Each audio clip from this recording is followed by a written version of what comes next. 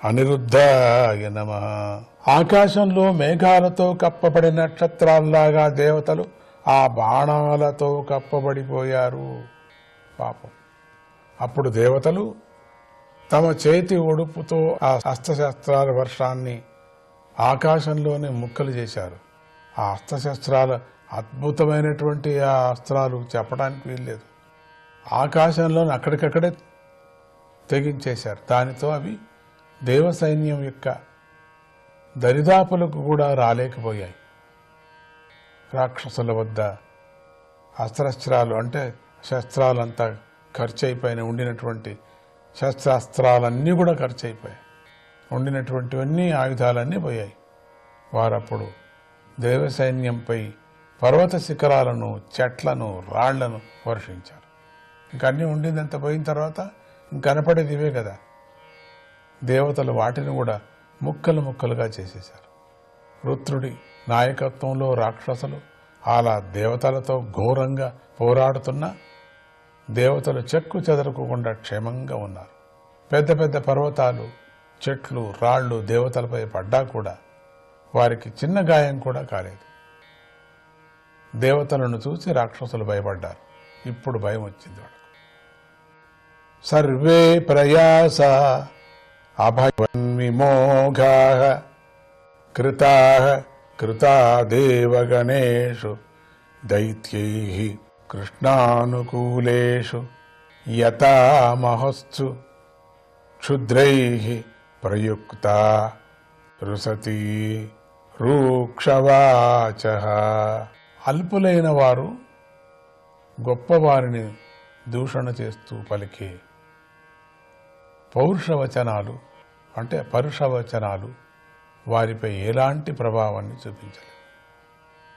అలాగే శ్రీకృష్ణుడి అనుగ్రహం ఉన్న దేవగణాలపై రాక్షసులు మళ్ళీ మళ్ళీ చేసే దాడులన్నీ వ్యర్థమైపోయాయి.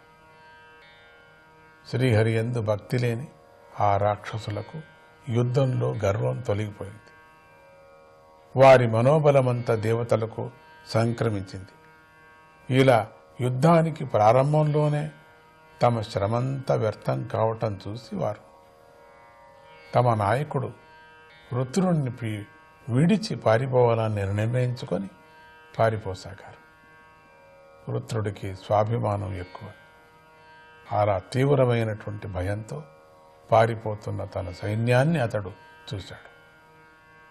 అతడు నవ్వి వారి మనస్సులు మార్చేందుకై సమయానుకూలంగా వీరోచితమైన మాటలను వీరోచితమైనటువంటి పౌరుషంగా వీరోచితంగా ఇలా పలికాడు. ఈ లోకంలో పుట్టినవాడు ఎవడైనా గిట్టక తప్పదు కదా. దానికి ఈ లోకంలో నివారణోపాయం లేనే లేదు. యుద్ధంలో మరణించటం వల్ల పుణ్యలోకము కీర్తి లభిస్తుంది అని చెబుతున్నప్పుడు అలాంటి మరణాన్ని ఎవడైనా స్వీకరించకుండా ఉంటాడా? ఈ లోకంలో 2 గొప్ప మరణాలు ఉన్నాయి. వాటిని పొందటం చాలా కష్టం. భక్తి జ్ఞానాలలో ప్రీతిగల సాధకుడు భగవంతుణ్ణి ధ్యానిస్తూ యోగ మార్గంలో దేహాన్ని విడిచిపెట్టడం మొదటిది. ఇక యుద్ధభూమిలో వెనకడుగు వేయకోకుండా ముందుకు దూసుకుపోయి శత్రువుల ఆయుధాల దెబ్బలకు గురి అయి మరణించటం రెండవది. ఇది వీరమరణం. ఇటువంటి మంచి అవకాశాన్ని మీరు వదులుకోనుకోండి అన్నాడు రాక్షసులతో వృత్రాసురుడు. అప్పుడు వృత్రాసురుడికి అనిపించింది, ఏంటి ఇట్లా పరిగెత్తిపోతున్నారు, నా వెంట ఎన్ని రోజులు ఉండిన వాళ్ళు మరణాన్ని చచ్చిపోతామని భయంతో పరిగెత్తిపోతున్నారు అన్నప్పుడు ఇట్లా చెప్పుకొచ్చాడు. ఇంతటితో 6వ స్కందంలోని 10వ అధ్యాయము సమాప్తం. 11వ అధ్యాయం. ఈ అధ్యాయంలో వృత్రుడు వీరాలాపాలు పలుకుట, భగవంతుణ్ణి స్తుతించుట అనే విషయాలు చెప్పబడ్డాయి. శ్రీ శుక మహర్షి ఇలా చెప్పసాగాడు.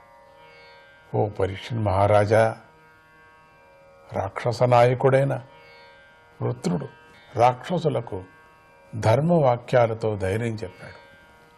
కానీ వివేకం లేని ఆ రాక్షసులు ఎంతో భయంతో పారిపోయారే కాని వృత్రుడి మాటలు వినిపించుకోలేదు. భయపడుతున్నారంత పరిగెత్తిపోయారు.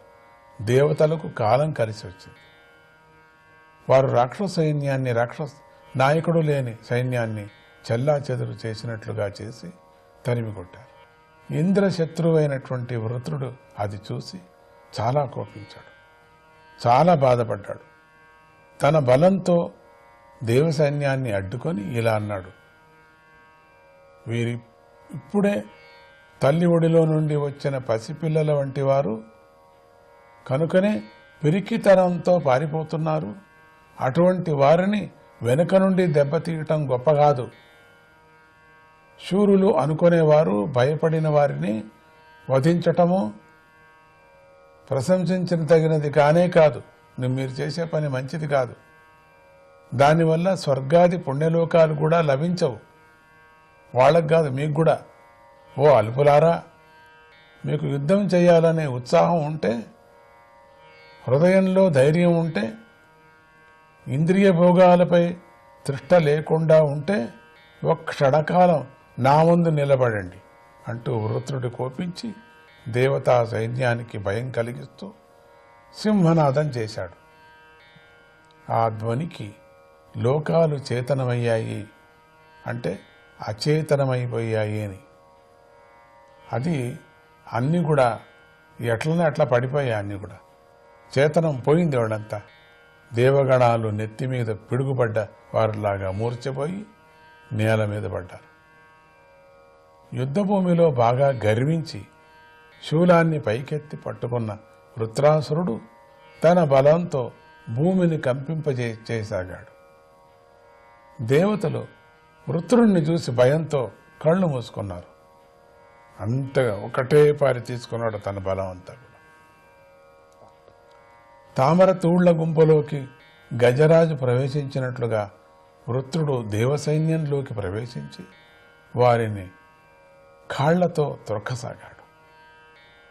వజ్రధారి అయిన ఇంద్రుడు ఇది చూసి సహించలేకపోయాడు. వృత్రుడు తనపైకి దూసుకు వస్తూ ఉండటాన్ని చూసి ఇంద్రుడు పెద్ద గదను విసిరాడు.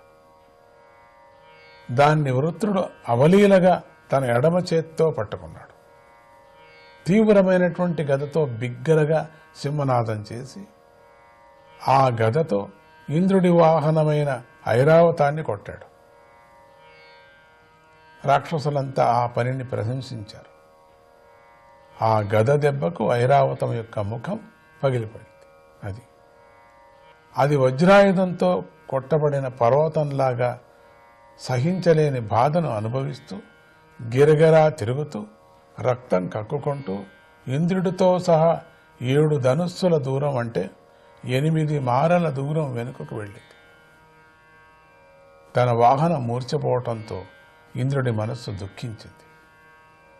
కానీ ఆ సమయంలో ఉదార స్వభావుడైనటువంటి వృత్రాసురుడు మాత్రము ఇంద్రుడిపై గదను ప్రయోగించలేదు. ఇంతలో ఇంద్రుడు అమృతం చిలికే తన చేతితో ఐరావతాన్ని తడిమి దాని నొప్పిని తొలగించి మళ్లీ యుద్ధంలో నిలబడ్డాడు. అప్పుడు వృత్రుడు వజ్రాన్ని ధరించి యుద్ధానికి సిద్ధమైన తన శత్రువు, తన సోదరుడైన విశ్వరూపుణ్ణి వధించినవాడు అయిన ఇంద్రుణ్ణి చూశాడు. ఇంద్రుడు చేసిన పాపకృత్యం గుర్తుకు వచ్చి అతడి మనస్సు శోకంతోనూ క్రోధంతోనూ నిండిపోయింది. అతడు వికటాట్టహాసం చేస్తూ ఇంద్రుడితో ఇలా అన్నాడు: ఓరీ దుష్టుడా, నువ్వు నాకు సోదరుడివి. నువ్వు నీకు గురువు బ్రాహ్మణుడు అయినటువంటి విశ్వరూపుణ్ణి చంపిన హంతకుడివి. దైవవశాన నువ్వు ఈనాడు నా కంటపడ్డావు. నిన్ను చూడు ఏం చేస్తాను. అనిరుద్ధాయ నమః.